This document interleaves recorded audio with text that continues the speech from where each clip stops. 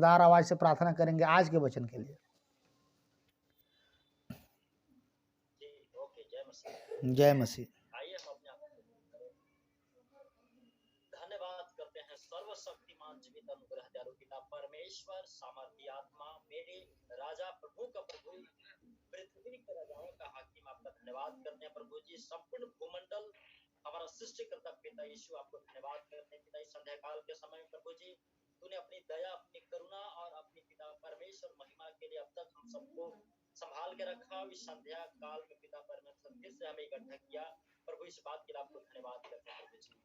पिता परमेश्वर विशेषकर आज के वचन के लिए पिता परमेश्वर दुआ करते हैं प्रभु, जो हमारे सब भाई बहन के लिए पिता परमेश्वर आपने जो हमारा आत्मिक भोजन तैयार रखा है प्रभु, आज फिर से पिता परमेश्वर दया करके हम सबको प्रदान कर, और पिता इस वचन के द्वारा प्रभु हम आत्मिक जीवन में बहुतायत से आगे बढ़ने पाए, जिसके लिए तू प्रभु इस पृथ्वी पर आया अनंत जीवन के लिए पिता परमेश्वर।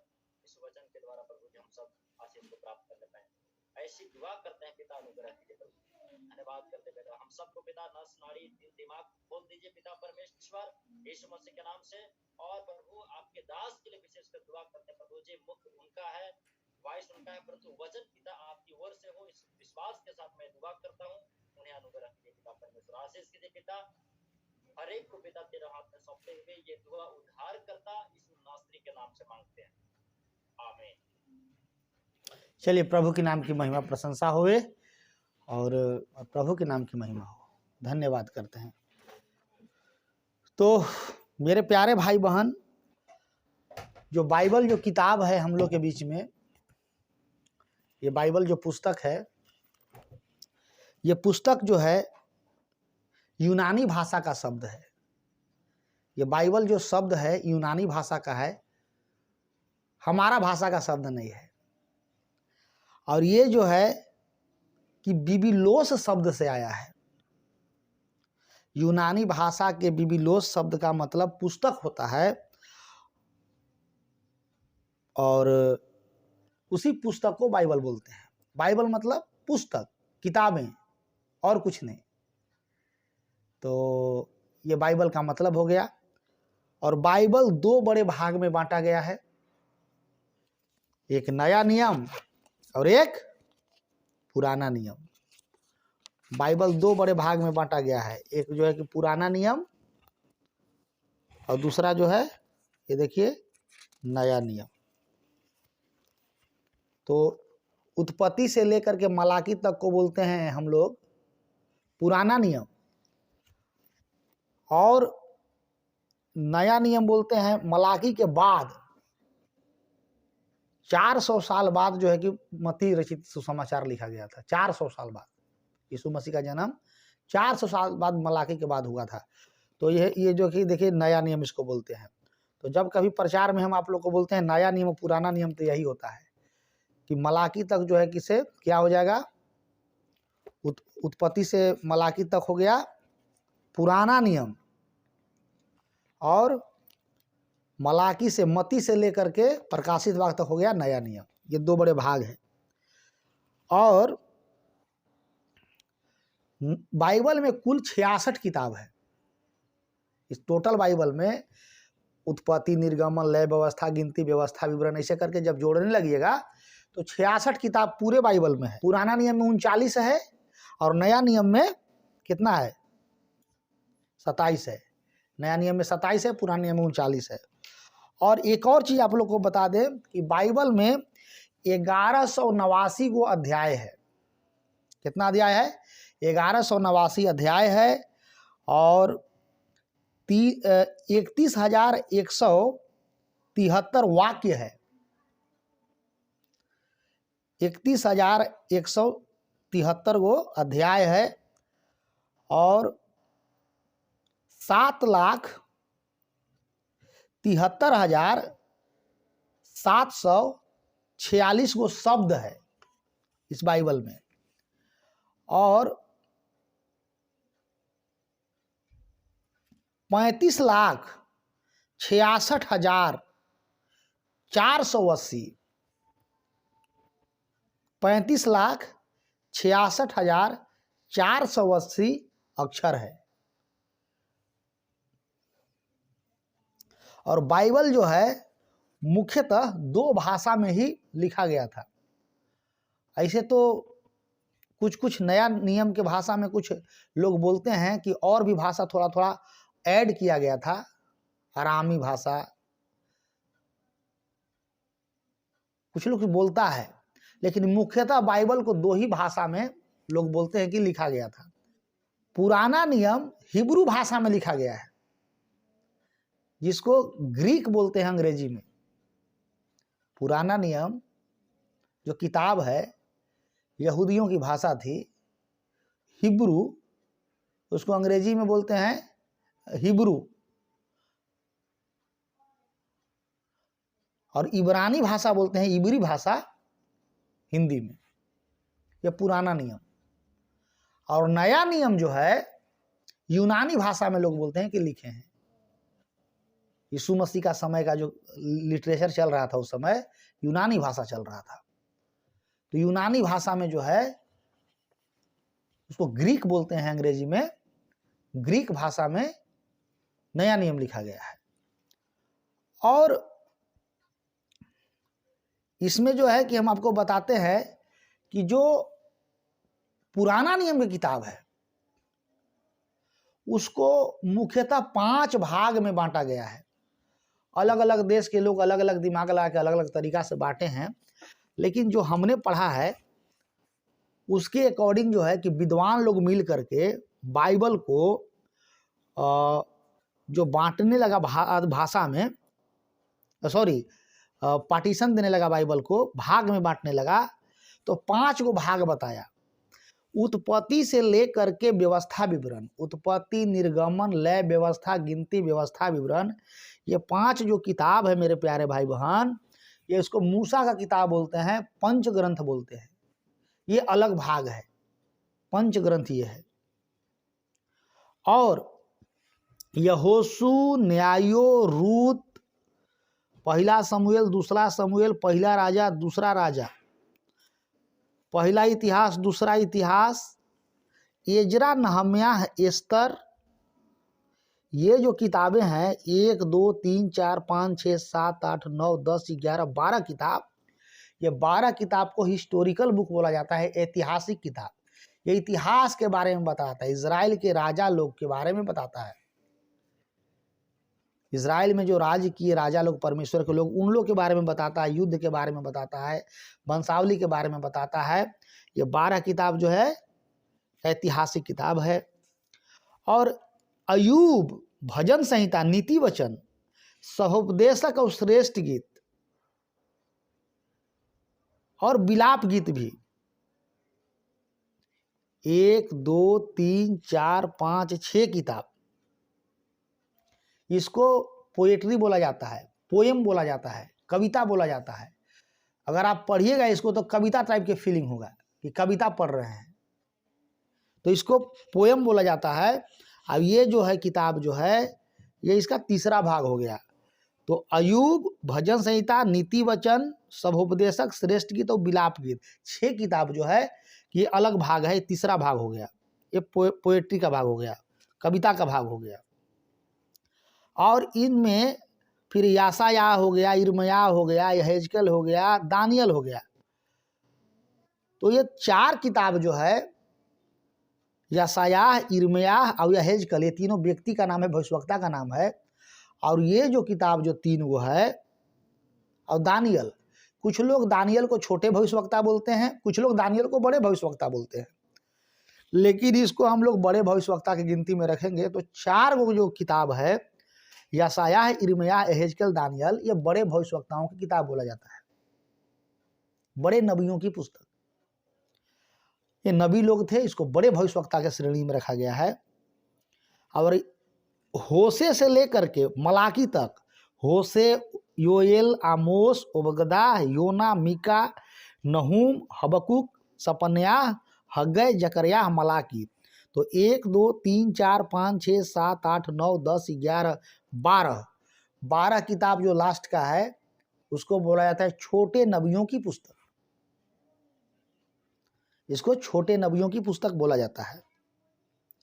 उसी तरीका से अगर हम लोग नया नियम में आएंगे, नया नियम में 4 भाग है। मत्ती, मरकुस, लूका और यूहन्ना, ये 4 किताब जो शुरुआती का है, इसको सुसमाचार की किताब बताया जाता है, बोला जाता है। पहला भाग शुभ समाचार के पुस्तक, शुभ समाचार जो यीशु मसीह सुसमाचार जो सुनाए थे, यीशु मसीह का जो जीवन है, जीवन से लेकर के मृत्यु तक और मुर्दों में से जी उठने तक, यही किताब में आपको मिलेगा। यीशु मसीह के प्रवचन हो गया, यीशु मसीह की बातें हो गई, यही मुख्य किताब में आपको मिलेगा। जन्म से लेकर के मृत्यु तक और क्रूस पे चढ़ाया जाना, ये सब कहानी यही चारों सुसमाचार में आपको मिलेगा। और इसके बाद प्रेरितों के काम, इसको ऐतिहासिक किताब बोला जाता है।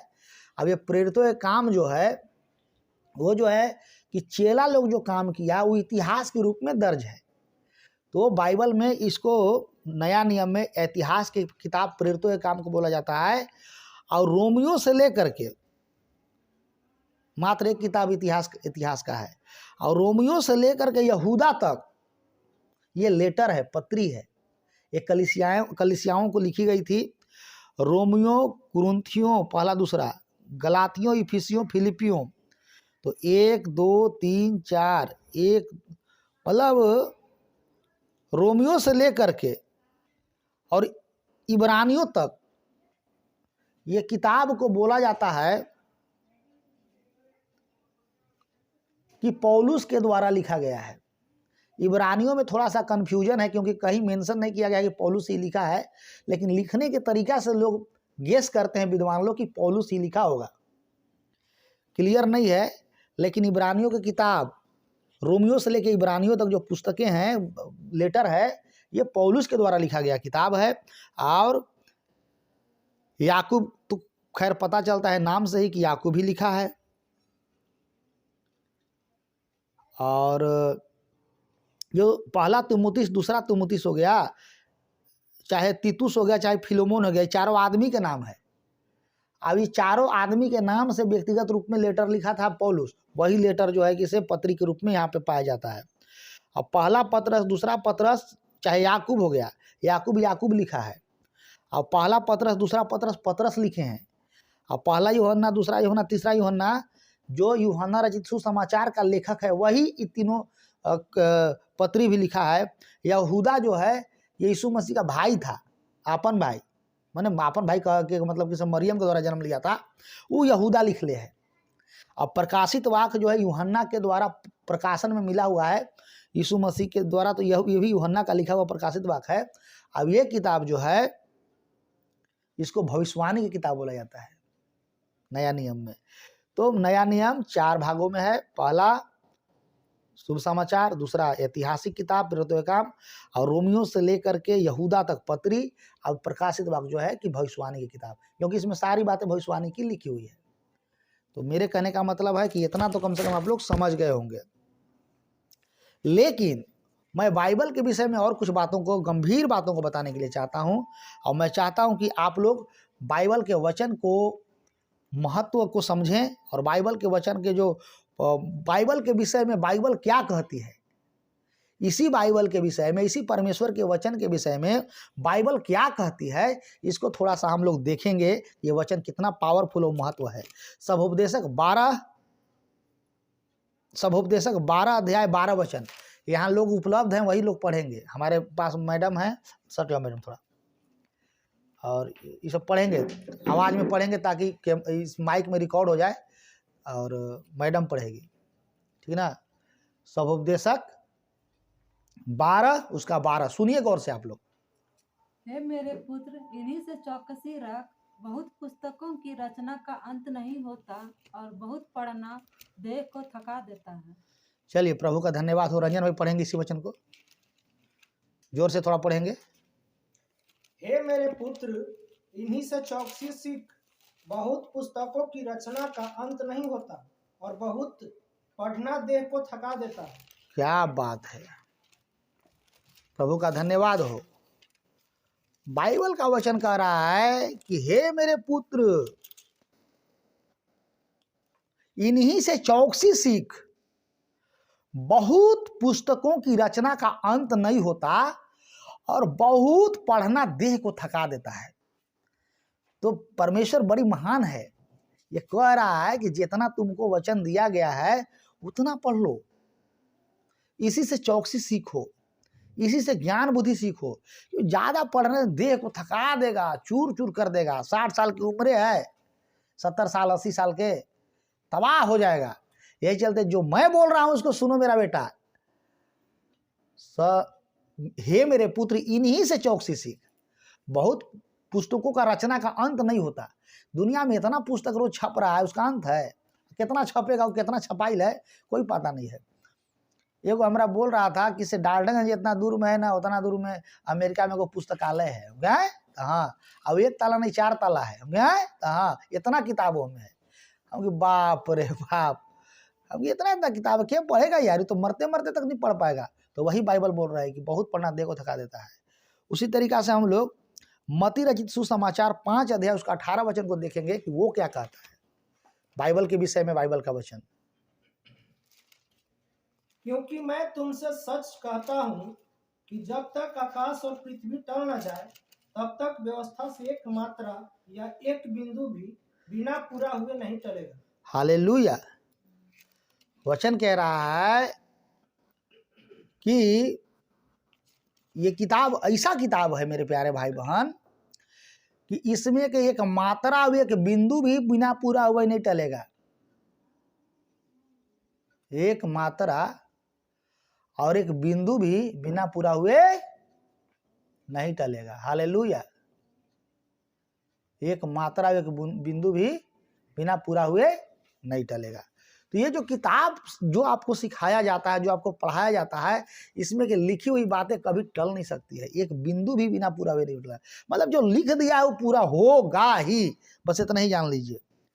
थोड़ा सा गौर कीजिएगा कि ये बाइबल इतना सुंदर किताब है मेरे प्यारे भाई बहन कि इसमें जो कुछ भी लिखा हुआ है इस पर आंख बंद करके आप भरोसा कर लीजिए। नहीं भरोसा कीजिएगा, आप मिस हो जाइएगा, आप फेल हो जाइएगा। अगर आप भरोसा करते हैं तो समझिए कि आप जो है एक ऐसे किताब पर भरोसा करते हैं जिसमें कभी मानने से धोखा नहीं होगा। आगे एक वचन को पढ़ेंगे, भजन संहिता 119 अध्याय और 89। हे यहोवा, तेरा वचन आकाश में सदा तक स्थिर रहता है। हाँ, हे यहोवा, फिर से पढ़ो। हे यहोवा, तेरा वचन आकाश में सदा तक स्थिर रहता है। ये वचन जो है धरती पर तो है ही है, आकाश में भी स्थिर रहेगा। हालेलुया। और कब तक? कब तक? सदा तक। कब तक? बोलिए सदा तक। ये ऐसा वचन है कि सदा तक स्थिर रहेगा आपके जिंदगी में। प्रभु का धन्यवाद हो, प्रभु की महिमा हो। तेरा वचन आकाश में सदा तक स्थिर रहेगा। तो परमेश्वर का वचन कभी मिटने वाला नहीं है। सोना मिट जाएगा, चांदी मिट जाएगा, धरती मिट जाएगा, लेकिन वचन नहीं मिटेगा परमेश्वर का। यहाँ खत्म हो जाएगा, आकाश में रहेगा रजिस्टर्ड। Praise the Lord. दुनिया का कोई किताब ऐसा दावा नहीं करता है सिर्फ बाइबल और सिर्फ बाइबल। यशायाह 40:8 पढ़िए थोड़ा सा। घास तो सूख जाती और फूल मुरझा जाता है, परंतु हमारे परमेश्वर का वचन सदैव अटल रहेगा। हालेलुया। कितना शानदार बात है, कितना शानदार बात है। फिर से पढ़िए 40:8। घास तो सूख जाती और फूल मुरझा जाता है, घास सूख जाती है, फूल मुरझा जाता है, परंतु हमारे परमेश्वर का वचन सदैव अटल रहेगा। परंतु हमारे परमेश्वर का वचन सदैव, बोलिए, अटल रहेगा। हालेलुया। तो इस पर भरोसा किया जा सकता है कि नहीं किया जा सकता है? एकदम किया जा सकता है। हालेलुया, प्रभु की स्तुति हो। ये बाइबल के विषय में ही बाइबल क्या कहती है उसको ध्यान से सुनिए। घास सूख जाएगा लेकिन परमेश्वर का वचन कभी नहीं सूखता है। सर्वदा तक, सदा सर्वदा, सदैव अटल रहता है। क्या बात है। मती रचित सुसमाचार 24 अध्याय थोड़ा निकाल लें और 24 का 35 वचन को पढ़ेंगे। आकाश और पृथ्वी टल जाएंगे परंतु मेरी बातें कभी न टलेगी। हालेलुया। आकाश और पृथ्वी टल जाएंगे लेकिन मेरी बातें। तो यीशु मसीह का एक और का नाम है इस बाइबल के वचन के विषय में। जिस बाइबल से आपको जीवन भर पढ़ना है, उस बाइबल के बारे में जानना आपको बहुत जरूरी है। तो ये वचन ऐसा बोल रहा है कि आकाश और पृथ्वी टल जाएंगे लेकिन मेरी बातें कभी ना टलेगी। हालेलुया, प्रभु की महिमा हो। ये वचन कभी नहीं टल सकता है मेरे प्यारे भाई बहन, कभी नहीं टल सकता है, कभी नहीं टल सकता है। इसीलिए आप जो है कि फोल्स बातों के ऊपर ध्यान लगाने से अच्छा है कि परमेश्वर का पवित्र वचन के ऊपर ध्यान लगाएं, ताकि आपको धोखा न हो। एक और वचन पढ़ेंगे कि परमेश्वर का वचन, बाइबल जो है कि परमेश्वर के वचन के विषय में क्या कहती है। पहला पत्रस पहला अध्याय निकाल लें, पहला पत्रस उसका पहला अध्याय को थोड़ा निकाल लें और मेरे साथ पढ़ें 25 वचन। परंतु प्रभु का वचन युगानुयुग स्थिर रहता है। प्रभु का वचन युगानुयुग स्थिर रहेगा। और यही सुसमाचार का वचन है। अब यही वो सुसमाचार का वचन है जो तुम्हें सुनाया गया है। जो तुम्हें सुनाया जा रहा है, सुनाया गया है। Praise the Lord. सुसमाचार का वचन सदैव युगानुयुग स्थिर रहता है। तो जिस वचन का ज्ञान आप लोग ले रहे हैं कोई साधारण वचन नहीं है, युगानुयुग स्थिर रहने वाला वचन है। मत सोचिए कि आज सुनाया गया काल खत्म हो जाएगा। ये वचन जो है कि बहुत महान वचन है और सदैव स्थिर रहेगा। और एक वचन को और पढ़ेंगे जो कि कल भी पढ़ाए थे, दूसरा तीमुथियुस 3 अध्याय उसका 16 और 17। दूसरा तीमुथियुस 3। संपूर्ण पवित्र शास्त्र परमेश्वर की प्रेरणा से रचा गया है और उपदेश और समझाने और सुधारने और धार्मिकता की शिक्षा के लिए लाभदायक है। हालेलुया। संपूर्ण पवित्र शास्त्र परमेश्वर की प्रेरणा से रचा गया है और उपदेश देने के लिए, समझाने के लिए, सुधारने के लिए और धर्म की शिक्षा के लिए लाभदायक है। तो ताकि परमेश्वर का जन सिद्ध बने और हर एक भले काम के लिए तत्पर रहे। फिर बोलते हैं कि जो व्यक्ति बाइबल जिसको नहीं सुधार पाया उसको दुनिया में कोई नहीं सुधार पाएगा। बाइबल से रिटायर व्यक्ति को कोई नहीं सुधार सकता है। कुछ लोग कहते हैं कि ना ही भैया प्रभु के मान ही से हमारा सब समस्या आ गया। हम कि हाय प्रभु, ये आदमी क्या बोल रहा है। प्रभु को वचन को मानने वाला व्यक्ति सुधर जाता है, समझ जाता है, धर्म की शिक्षा में आगे बढ़ जाता है, भले भले काम करने लगता है। ये बाइबल बताती है। तो परमेश्वर का वचन इतना पावरफुल है कि आदमी को, एकदम खराब आदमी को भी बढ़िया बनाने का ताकत रहता है। एक वचन और मेरे साथ पढ़ लीजिए कि बाइबल जो है, खुद बाइबल अपने विषय में क्या कहती है। दूसरा पत्रस 1:21। दूसरा पत्रस 1:21 थोड़ा पढ़ लेंगे। क्योंकि कोई भी भविष्यवाणी मनुष्य की इच्छा से कभी नहीं हुई, पर भक्त जन पवित्र आत्मा के द्वारा उभारे जाकर परमेश्वर की ओर से बोलते थे। हाँ, क्योंकि कोई भी भविष्यवाणी मनुष्य की इच्छा से कभी नहीं हुई। मने मन में आ गया वो लिख दिए, ऐसा बात नहीं है। कोई भी बाइबल का भविष्यवाणी जो है कि कोई भी अपनी इच्छा से नहीं हुआ है। भक्त जन पवित्र आत्मा के द्वारा उभारे जाकर परमेश्वर की ओर से बोलते थे। क्या बताएं, ये वो तो बने हमको भी आश्चर्य होता है। भैया जुजिधर भैया, आपका बच्चा का हाथ कैसा है? आपका हाथ कैसा है बच्चा का? अच्छा है, अच्छा है। आपका बच्चा का हाथ अच्छा है? ऑपरेशन हुआ कि कैंसिल हो गया ऑपरेशन? ऑपरेशन कैंसिल हो गया है, अभी बड़ा सबका प्लास्टर हुआ है। हालेलुया। आपका बेटा जब हाथ लटका करके कहीं पर बैठा हुआ था, हमको याद नहीं है, और कच्चा प्लास्टरा था शायद, पता नहीं कहाँ पे तो बैठा हुआ था। एक बात मेरे मुंह से निकल गया कि ऑपरेशन नहीं होगा। आपको याद है? जी जी। कहाँ बैठल थे आप? सदर हॉस्पिटल में। हाँ, अब हड्डी दोनों टूटा हुआ है। साफ मैंने आंख से देख रहा हूं कि हड्डी दोनों टूट के अलग हो गया है। एक हड्डी रहता तो बात के बात है, दोनों हड्डी अलग हो गया है। और मेरे मुंह से गारंटी आवाज निकल रहा है कि ऑपरेशन नहीं होगा भैया, परमेश्वर की इच्छा रहा तो ऑपरेशन नहीं होगा। तो देखिए ऑपरेशन नहीं हुआ, घींच तिर के बैठा देगा बोले तो घींच तिर के बैठा भी दिया। हालेलुया। तो ये जो बातें जो है कि मैं अनुभव करता हूं कि मैंने नहीं बोला, मेरा क्या औकात कि मैं बोल सकता हूं, पवित्र आत्मा आपके विषय में बोला। हालेलुया। कि मेरा बेटा तुम दुखित हो, मेरी बेटी तुम दुखित हो, चिंता मत करो, मैं अब खड़ा हो गया हूं। तो आपका सेवा, आपका समर्पण, आपका मेहनत को परमेश्वर देखा।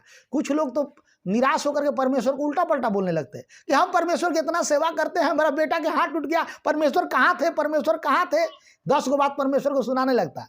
वो कंडीशन में हम कह सकते थे कि भैया आप परमेश्वर से भी बड़ा हो गए हैं, कुछ नहीं होगा, क्योंकि आपने गलत बात बोलने लगा मूर्खता में। आपने परमेश्वर पर विश्वास रखा और परमेश्वर को कभी उल्टा पलटा नहीं बोला। यही चलते जो है कि मैंने बोला आपका और आपका वाइफ को कि परमेश्वर जो है कि इसको ठीक करेगा। आपने दोनों हस्बैंड वाइफ कभी कुछ परमेश्वर को उल्टा पलटा बोले? बताइए। जहन में भी आया कि हम परमेश्वर को कोसें? जहन में आया? जहन में सच बोलिए। क्या बात है। तो यही चीज परमेश्वर देखता है मेरे प्यारे भाई बहन। तो मेरे कहने का मतलब है कि बाइबल एक ऐसा किताब है जिसका वचन कभी टलता नहीं है।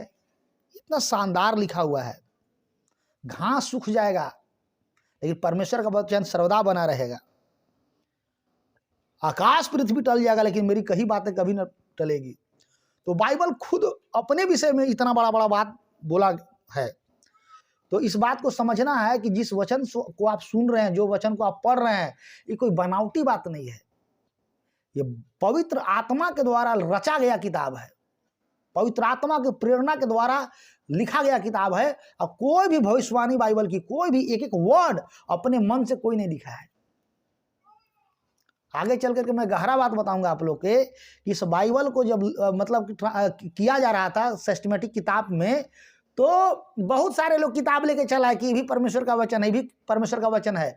लेकिन विद्वानों ने इसको सब तरीका से परखा कि सचमुच में परमेश्वर का वचन है, और जो परमेश्वर का वचन था उसी को बाइबल में ऐड किया, बाकी सबको हटा दिया। हालेलुया। तब जाकर के एक सिद्ध किताब बना बाइबल। अब एक और चीज, ये संपूर्ण बाइबल हम लोग बोल रहे हैं कि परमेश्वर की प्रेरणा से रचा गया है।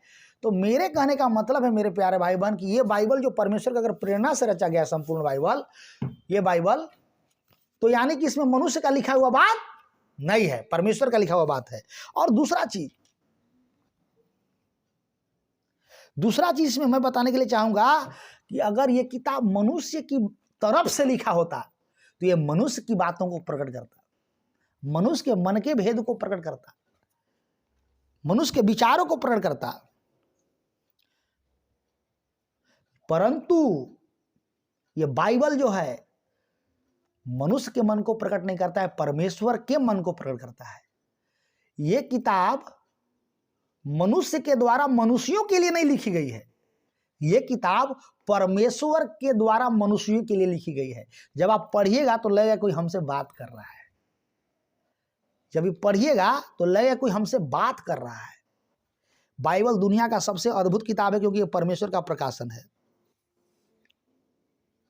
ये बाइबल जो है कि हर एक व्यक्ति के परेशानी, हर एक व्यक्ति की परेशानी, समस्या का समाधान इसमें लिखा हुआ है। चाहे व्यक्ति का बात हो, व्यक्ति का परेशानी हो, चाहे परिवार की परेशानी हो, चाहे देश की परेशानी हो, चाहे ब्रह्मांड की परेशानी हो, दुनिया का हर एक परेशानी का जवाब इस बाइबल में लिखा हुआ है क्योंकि यह परमेश्वर का किताब है। हालेलुया। हर परेशानी का जवाब इसमें मिलता है खोजने से।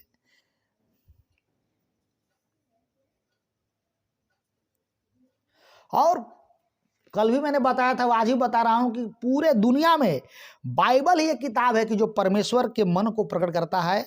और धन्य है वे लोग जो बाइबल को पढ़ने के लिए जिसके पास अनुग्रह दिया गया है, जो पढ़ पाते हैं वो धन्य है। जो लिटरेचर का जिसको ज्ञान है, जिसको पढ़ने लिखने आता है और जिसको बाइबल पढ़ने का मौका मिला, अनुग्रह मिला, वो व्यक्ति दुनिया में धन्य है। और जो परमेश्वर के भय को मानते हैं, आज्ञा को मानते हैं इसको पढ़ करके। लेकिन जो व्यक्ति बाइबल को ऊपर शक करते हैं, बाइबल के ऊपर शक करते हैं, संदेह करते हैं, इसका तिरस्कार करते हैं, जो भी व्यक्ति इस बाइबल पर शक करते हैं, संदेह करते हैं, तिरस्कार करते हैं, कुछ लोग विद्वान लोग बोला है कि उसका जन्म ही नहीं होता तो ठीक था। काहे झूठों के जन्म हो गया कि परमेश्वर के महान किताब को अपमानित कर रहा है।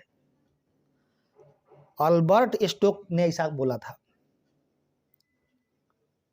अल्बर्ट स्टोक नाम के एक विद्वान थे बाइबल का, वही बोले थे कि वो व्यक्ति का जन्म नहीं होता जो व्यक्ति शक कर रहा है बाइबल के ऊपर, अब इसके ऊपर लालछन लगा रहा है। और यह पुस्तक जो है कि परमेश्वर के मन, ध्यान से सुनिए, मनुष्य की स्थिति, उद्धार का मार्ग, पापियों का नाश और विश्वासियों की प्रसन्नता, ये सारी बातों को बताता है। हालेलुया। फिर से सुनिए, ये किताब जो है कि परमेश्वर का मन, मनुष्य की स्थिति, क्या मनुष्य का स्थिति है, ये बाइबल पढ़िएगा तो पता चल जाएगा कि हम क्या हैं। बाइबल पढ़िएगा तो परमेश्वर का मन पता चल जाएगा कि परमेश्वर क्या सोचता है। इसी से पता चल जाएगा कि ना ना ना ना ना, परमेश्वर ऐसा नहीं ऐसा सोचता है, परमेश्वर ऐसा नहीं ऐसा करता है। तो परमेश्वर का मन, और इसको पढ़ने के बाद मनुष्य अपने आप को जान जाता है कि मेरा स्थिति क्या है, हम कितना पानी में है। ये बाइबल का वचन आपको पूरी बता देगा। हालेलुया। और उद्धार का रास्ता बताएगा, उससे निकलने का। जब पता चल जाएगा कि हम कितना पानी में हैं, कितना स्थिति मेरा खराब है कि बढ़िया है, ये किताब के द्वारा जब पता चल जाएगा तो उससे निकलने का मार्ग भी बताएगा, उद्धार का मार्ग बताएगा, और पापियों का नाश कैसे होगा और धर्मियों को और विश्वासियों को कैसे प्रसन्नता मिलेगी, आशीष मिलेगी, ये सारी बातों को किताब बताता है। और एक और चीज कि जो व्यक्ति बाइबल के शिक्षा को नहीं जानता है, जो व्यक्ति बाइबल के शिक्षा को नहीं जानता है पूरे दुनिया में, उसका कितनो बड़ा डिग्री हो, कितनो बड़ा डिप्लोमा हो, कितनो बड़ा वैज्ञानिक हो, कितनो बड़ा साइंटिस्ट हो, कितनो बड़ा पढ़ाकू आदमी हो, अगर उसको बाइबल के बारे में जानकारी नहीं है, बाइबल का वचन का जानकारी नहीं है, तो समझ जाइए कि उसका ज्ञान जो है कि अधूरा है। वो कितनों पढ़ने के बाद भी वो एक अधूरा ज्ञान का आदमी है। लेकिन आप अगर बाइबल जानते हैं ना, बाइबल पढ़ने जानते हैं, तो आपका संपूर्ण ज्ञान मिल चुका है। हालेलुया। ये किताब है बाइबल।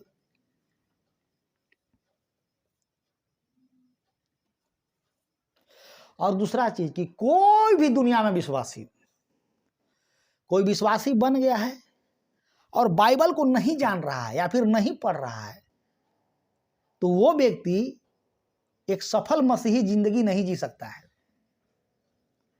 यीशु मसीह में बहाली होकर लिया है, चर्च आता है, बपतिस्मा ले लिया है, प्रभु भोज लिया है, लेकिन बाइबल का ज्ञान उसको नहीं है, तो एक सफल मसीही जिंदगी नहीं जी सकता है,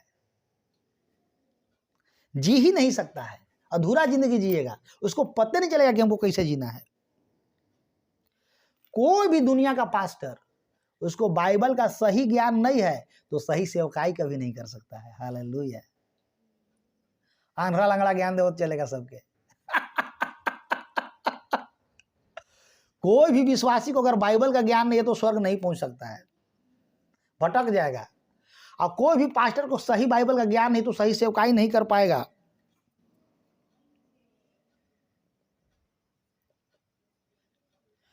कोई भी पास्टर एक शक्तिशाली, एक प्रभावशाली काम बिना बाइबल को जाने नहीं कर सकता है। साफ शब्द में कि एक अच्छा प्रचारक को बाइबल का विशेषज्ञ होना चाहिए। एक अच्छा प्रचारक को, एक अच्छा सेवक को बाइबल का अच्छा विद्वान होना चाहिए। एक विश्वासी को जो यीशु मसीह के ऊपर विश्वास करते हैं, अगर एक अच्छा विश्वासी बनना है तो उसे बाइबल का ज्ञान होना चाहिए। हालेलुया। प्रभु की स्तुति हो। तो मैं अभी लगातार कुछ दिन बाइबल के बारे में बात करूंगा ताकि आपको समझ में आए कि ये बाइबल जो हम पढ़ते हैं, जिसका हम शिक्षा लेते हैं, ये क्या है। हालेलुया। प्रभु की महिमा हो कि आज प्रभु अनुग्रह प्रदान किया है कि आपको हम अच्छा से बाइबल के वचन को समझा पाए। तो फिर से मैं आप लोग को बतलाने के लिए चाहता हूं कि बाइबल का ज्ञान एक विश्वासी को जब तक नहीं रहेगा तब तक वो एक अच्छा मसीही जिंदगी नहीं जी सकता है, शक और संदेह में जीवन बिताएगा। कोई भी प्रचारक, कोई भी पास्टर अगर उसको बाइबल का सफल ज्ञान नहीं है तो अंधरा लंगड़ा ज्ञान देगा और आप उसके द्वारा धोखा खा सकते हैं। इसीलिए आपको ज्ञान होना चाहिए। हालेलुया।